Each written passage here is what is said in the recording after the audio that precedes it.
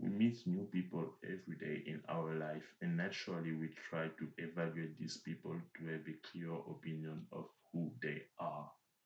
But underestimating or overestimating what someone can do can be a really misleading effect of evaluating people. I've found myself having a great trouble of underestimating what someone can really do, especially when this person was coming from a lower status level and had a higher position in the society than I did. One of the situations where I found myself having a problem with someone who had a higher social status than I did was when I was in high school and I had a new physics teacher. I will talk about the reason why this problem happened and how this problem happened and how he and I solved this problem. So let's now consider why this problem happened. Well, first you should consider that I studied in a private high school, whose, which, as you can guess, was very expensive and reputed to be snob.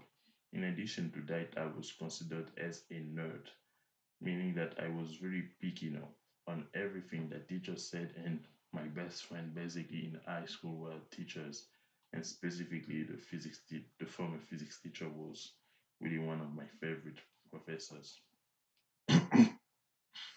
On the other side, the new physics teacher that replaced the former physics teacher was coming from a rural setting and he didn't have enough money to study in the best school.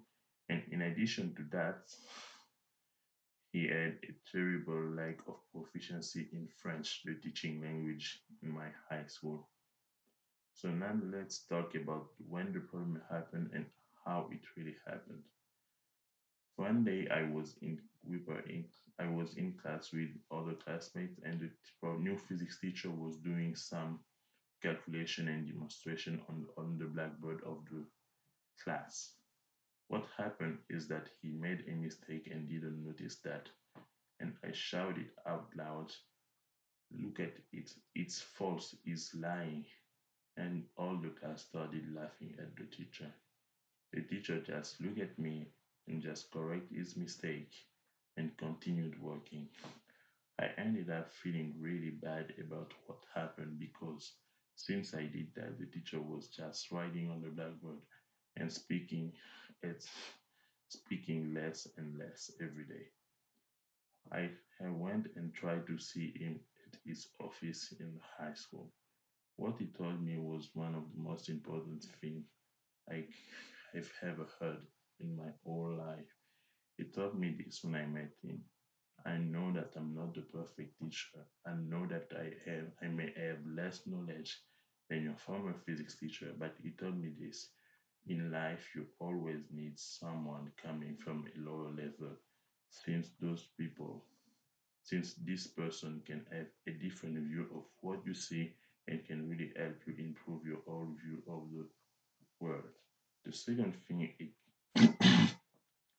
the second thing it told me is that whatever someone does, the most important thing you should consider is not if he does a mistake, but if he can correct whatever mistake he does.